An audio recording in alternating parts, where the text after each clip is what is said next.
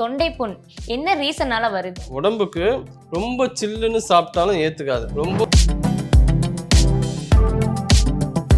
Chain ஸ்மோக்கிங்லாம் இருக்குல்ல, அது வந்து தொண்டையில் வயிறு இன்ஃபெக்ஷன். சம்மர் டைம் நம்ம பாடியே ஹீட்டாக இருக்கும், அப்பயுமே வந்து இந்த ஐஸ்கிரீம் கோல்டு வாட்டர்லாம் குடிக்கும்போது தொண்டை வலி வருமா? இந்த மாதிரி வெளியில் போகிறவங்க ஐஸ் போடாமல் சாப்பிட்றது ரொம்ப ரொம்ப நல்லது. அது ஈரப்பதமே இல்லை காற்றில். அப்படி இருக்கிற காற்றுகளை நம்ம தொடர்ந்து சுவாசிச்சுக்கிட்டே இருக்கும்போதும் அல்சர் வந்துச்சுன்னா அதுக்கு என்ன பண்ணணும்னா சிட்ரிக் ஃப்ரூட்ஸ் எடுக்கக்கூடாது. FT ஹெல்த் வியூவர்ஸ்க்கு வணக்கம். இன்னைக்கு நம்ம கூட யார் இருக்காங்கன்னு பார்த்தோம்னா சித்த மருத்துவர் கலைவாணன் சார் தான். வணக்கம் சார். வணக்கம்மா. எப்படி இருக்கீங்க சார்? நல்லா இருக்குமா சார்? நிறைய பேர் யோசிக்கிறது எதுக்கு நமக்கு இது வருது, என்ன ரீசனால வருதுன்னு யோசிக்கிற ஒரு விஷயம் தான் இந்த தொண்டை புண். என்ன ரீசனால வருது, அதுக்குள்ள அறிகுறில என்ன சார்? சின்ன குழந்தையிலேருந்து பெரியவங்க வரைக்கும் ஐஸ்கிரீம்னா பிடிக்கும். ஐஸ்கிரீம் பிடிக்காதமே யாருமே இருக்க மாட்டாங்க. ஆனால் இந்த ஐஸ்கிரீம் சாப்பிட்றதால இந்த மாதிரி தொண்டை புண் பிரச்சனைகள் வருது. வேற என்ன பிரச்சனைனா, சில பேர் இந்த வெயில் காலத்தில் வீட்டுக்கு வந்தவனை எது பண்ணுறாங்கன்னு நேராக என்ன பண்ணுவாங்க, ஃப்ரிட்ஜில் திறப்பாங்க, 1 லிட்டர் ஐஸ் வாட்டரை அப்படியே குடிப்பாங்க. இது தவறான விஷயம். இது எல்லாம் உடம்பை ஹீட் ஆகுது. அது தொண்டையில் வயிறு இன்ஃபெக்ஷன், பாக்டீரியல் இன்ஃபெக்ஷன், மாதிரி ஏதோ ஒன்று உருவாகி இந்த மாதிரி தொண்டை புண்ணு வருது. தொண்டை புண்ணு வரும்போது தொண்டையில் சாப்பிடும்போது உணவு விழுங்க முடியாது. தொண்டை எரிச்சலாக இருக்கும். வாய்ஸே ரொம்ப கரகரப்பாக இருக்கும். இது எல்லாமே தொண்டை புண்ணால் ஏற்படக்கூடிய விஷயங்கள். சார், இப்போ நீங்கள் சொன்னது சம்மர் டைம்லையுமே வர சான்ஸ் இருக்கு. இப்போ நம்ம சம்மரில் ஐஸ்கிரீம் சாப்பிடுவோம், ஓகே. இப்போ நம்ம மற்ற டைமில் சாப்பிடும்போது சளி பிடிச்சிருக்கு அதெல்லாம் சொல்லலாம். சம்மர் டைம் நம்ம பாடியே ஹீட்டாக இருக்கும், அப்பயுமே இந்த ஐஸ்கிரீம் கோல்டு வாட்டர்லாம் குடிக்கும்போது தொண்டை வலி வருமா? நல்ல கேள்வி தான். என்னென்னா, நல்லா தெரிஞ்சுக்கணும். என்னென்னா, உடம்புக்கு ரொம்ப சில்லுன்னு சாப்பிட்டாலும் ஏற்றுக்காது, ரொம்ப சூடாக சாப்பிட்டாலும் ஏற்றுக்காது. அப்படி இருக்கும்போது ஐஸ்கிரீமாக இருந்தாலும் சரி, ஐஸ் வாட்டராக இருந்தாலும் சரி, இந்த மாதிரி ஏதாவது ரொம்ப குளிர்ச்சியான ஒரு விஷயம் உடம்பால் ஏற்றுக்காது. அதுவும் இந்த வெயில் காலத்துலலாம் உடம்பு உஷ்ணமாக இருக்கும். இதுவும் ஒரு ரியாக்ட் பண்ணும். ஈஸியாக சளி பிடிக்கிறது, இந்த இருமல், தொண்டையில் ஏதாவது கரகரப்பாக இருக்கிறது, த்ரோட் இன்ஃபெக்ஷன், இது எல்லாம் ஈஸியாக அஃபெக்ட் ஆகிடும். சார், நீங்கள் சொல்கிற மாதிரி பார்த்தோம்னா அந்த கோல்டு ஐட்டமாக சாப்பிட்றதுனால தொண்டை புண் வருதுன்னு சொல்கிறாங்க. சில பேர் என்ன சொல்லுவாங்கன்னா, இந்த ஸ்மோக் பண்ணுறவங்களுக்கு தொண்டை வலி வரும், வயிற்றில் புண்ணு இருந்தாலுமே தொண்டையில் புண்ணு வரும் அப்படின்னு சொல்லுவாங்க. சில பேர் என்ன சொன்னால், அதிகமாக நம்ம வாமிட் பண்ணிட்டு இருந்தாலும் தொண்டையில் எனக்கு புண்ணு இருக்குது. ஸோ இந்த மாதிரி ரீசனுக்கும் தொண்டை புண்ணு வரக்கு இருக்கா? கண்டிப்பாம்மா. இந்த ஸ்மோக், அதாவது செயின் ஸ்மோக்கிங்லாம் இருக்குல்ல, ஆமாம், அதாவது எப்போவுமே சிகரெட் பிடிச்சிக்கிட்டே இருப்பாங்க, அந்த மாதிரி கண்டிஷனில் கண்டிப்பாக வரும். வேறு என்னென்னா ட்ரை ஏர். இப்போது சென்னையில் பார்த்தீங்கன்னா அந்த மாய்ஸ்சரே இல்லை, அந்த ஈரப்பதமே இல்லை காற்றில். அப்படி இருக்கிற காற்றுகளை நம்ம தொடர்ந்து சுவாசிச்சுக்கிட்டே இருக்கும்போதும் இந்த தொண்டை ட்ரை ஆகிடும். அதன் மூலமாக இந்த தொண்டை புண்ணு வரும். இந்த மாதிரி பல காரணங்கள் இருந்து தொண்டை புண்ணு வரத்துக்கு. சார், என்னென்ன காரணங்கள் அதை தெளிவாக சொல்லிட்டீங்க. ஸோ வந்தவங்க இந்த விஷயங்கள்லாம் பண்ணணும் அப்படின்னு இருக்கும்ல, தொண்டை புண்ணு வந்தவங்க இந்த விஷயத்தெல்லாம் பண்ணால் சரியாகும் அப்படின்னு இருக்கும். ஸோ அது மாதிரி எந்த விஷயங்கள்லாம் பண்ணலாம்? தொண்டை புண் வந்தவங்க என்ன பண்ணணும்னா, காகுலிங் பண்ணலாம். கல்லுப்பு எடுத்து தண்ணியில் போட்டு அந்த தண்ணியை காகுலிங் பண்ணது ரொம்ப சிறப்பாக இருக்கும். இன்னொன்று தேன் ரொம்ப நல்லா ஒர்க் அவுட் ஆகும். தேன் லைட்டாக ஒரு ஸ்பூன் சூடு பண்ணிவிட்டு அதை நம்ம எடுத்துக்கலாம். இஞ்சி டீ சூப்பராக இருக்கும். லெமன் ஜூஸ் குடிக்கலாம். வேறு என்ன பண்ணலாம்னா, மஞ்சள் பால் ப்ரிப்பேர் பண்ணி நம்ம சாப்பிட்லாம். அதுவும் தொண்டை புண்ணுக்கு இதமாக இருக்கும். சார், நீங்கள் சொன்ன மாதிரி பார்த்தோம்னா வயிற்றுல புண்ணு இருக்கிறவங்க நிறைய பேர் சொல்லுவாங்க, இஞ்சி அதெல்லாம் வயிற்றுல புண்ணு இருக்கா, அதெல்லாம் எடுத்துக்கூடாது, அது மாதிரி லெமன் எடுத்துக்கக்கூடாது, மஞ்சள் இந்த அல்சர் இருக்கவங்களாம் சாப்பிடக்கூடாதுன்னு சொல்லுவாங்க. ஆனால் அல்சர் வரவங்களுக்குமே தொண்டையில் புண்ணுகள் வருது. ஸோ இப்படி இருக்கவங்க தனியாக ஏதாச்சும் மருந்து எடுத்துக்கலாமா, இல்லை வேற மாதிரி ஃபுட் எடுத்துக்கலாமா சார்? அல்சர் வந்துச்சுன்னா அதுக்கு என்ன பண்ணணும்னா, சிட்ரிக் ஃப்ரூட்ஸ் எடுக்கக்கூடாது. இந்த லெமனு, ஆரஞ்சு, பைனாப்பிள், இதெல்லாம் சிட்ரிக்கு, அதெல்லாம் எடுக்கக்கூடாது. மற்றபடி மற்ற உணவுகள் எடுக்கலாம். இதுக்கு என்ன பண்ணணும்னா, நெய் எடுத்துக்கணும். நெய் மதிய நேரத்தில் நெய்யை உருக்கிட்டு ஒரு கைப்பிடி சாதம், நெய் சாதம் சாப்பிட்டு மற்ற உணவுகள் எடுக்கலாம். இந்த மாதிரி நம்ம ப்ராக்டிஸ் பண்ணிக்கலாம். அதே போல் நைட்டு ஆஃப்டர் ஃபுட்டு ஒரு ஸ்பூன் வெண்ணெய் சாப்பிடணும். அப்படி சாப்பிடும்போது உள்ளுக்குள்ளே ஏதாவது புண்ணாக இருந்தாலும் ஆறும். Okay sir. ஸோ இப்போ வந்தவங்க இந்த விஷயங்கள்லாம் பண்ணணும்னு சொல்லியிருப்பீங்க.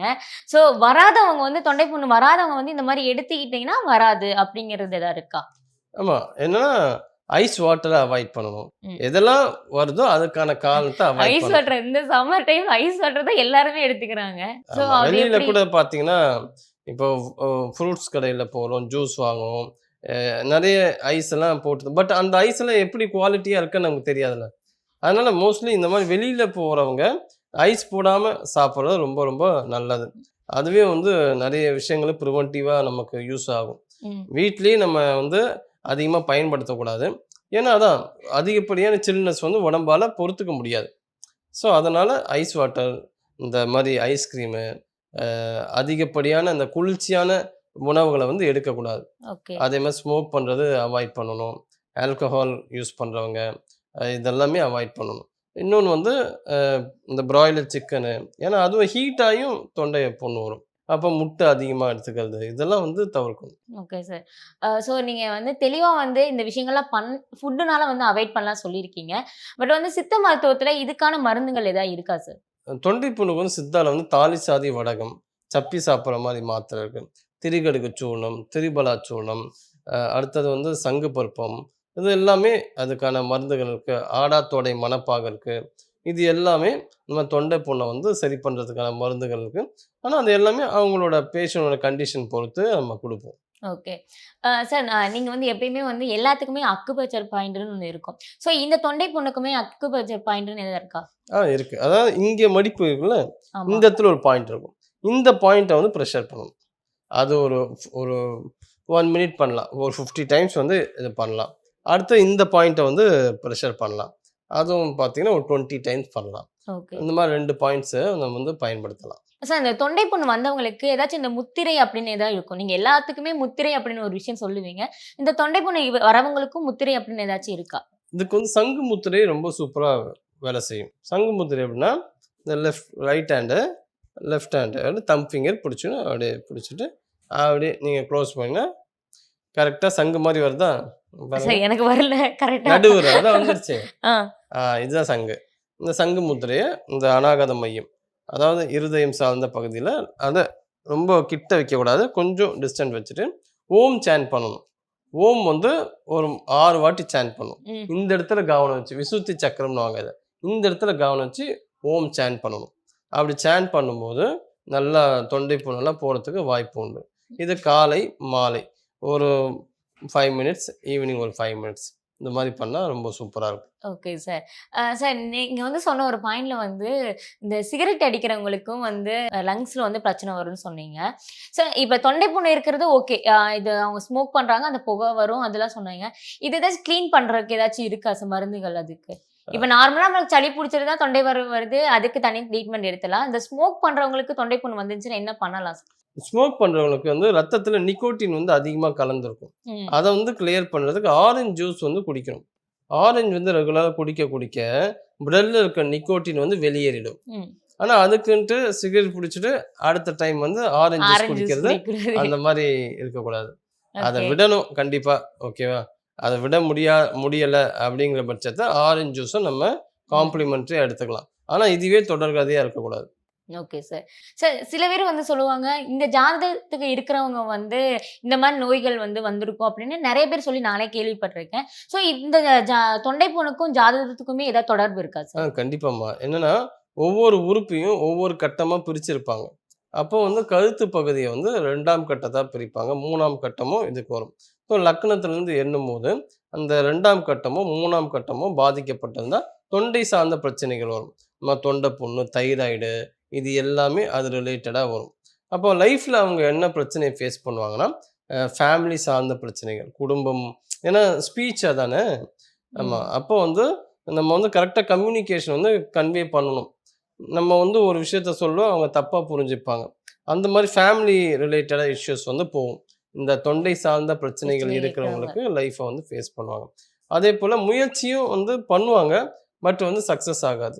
அந்த மாரியான சிச்சுவேஷன் வந்து லைஃப்ல போயிட்டு இருக்கும். அப்படி போறவங்களுக்கும் தொண்டை புண்ணு வரும்.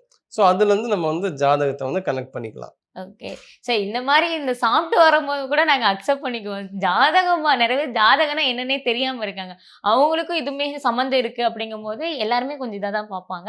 ஸோ இத அவாய்ட் பண்ண முடியுமா சார்? ஜாதகத்துக்கும் தொண்டை புண்ணுக்கும் சம்மந்தம் இருக்கிற மாரி, எல்லா நோய்களுக்குமே ஜாதகத்துக்கு சம்மந்தம் இருக்குன்னு சொல்லியிருக்கீங்க. ஆம். இத அவாய்ட் பண்ண முடியுமா சார்? அவாய்ட் பண்ணலாம். எப்படின்னா, கம்யூனிகேஷனால பிரச்சனைகள் வருதுன்னா, தேவையான இடத்துல மட்டும் நம்ம பேசணும். தேவையில்லாம பேசக்கூடாது. அதாவது நான் வெட்டியா அரட்டை அடிக்கிறது, மத்தவங்கள பத்தி நம்ம வந்து காசிப் பேசுறது, இல்ல மத்தவங்க நம்மகிட்ட ஏதாவது இந்த மாரி சொல்லும்போது, நம்ம வந்து கமெண்ட் பண்ணக்கூடாது. அது ம். நமக்கு எதிரா மாறும். பேச்சுல வந்து கவனம் இருக்கணும். எப்பவுமே மௌனத்த வந்து கடைபிடிக்கணும். அப்படி கடைபிடிச்சோம்னா, தொண்டை புண்ணும் சரியாகும். லைஃப்ல வரக்கூடிய தேவையில்லாத பிரச்சனைகளும் பிரச்சனைகள் வராது. சரியாயிடும். சரி சார். நெறைய கேள்விகளுக்கு வந்து நெறைய பதில் சொன்னீங்க. தொண்டை புண்ணு வந்து எங்களுக்கு தெரிஞ்ச வரைக்கும் நாங்க ஐஸ்கிரீம் சாப்பிட்டா தான் வரும்னு நெனச்சுட்டு இருப்பாங்க. அவங்க எல்லாத்துக்குமே எது எதுனால வருது, என்னென்ன ரீசன்னால வருதுங்கிறது தெளிவா சொல்லியிருக்கீங்க. ரொம்ப நன்றி சார். நன்றி.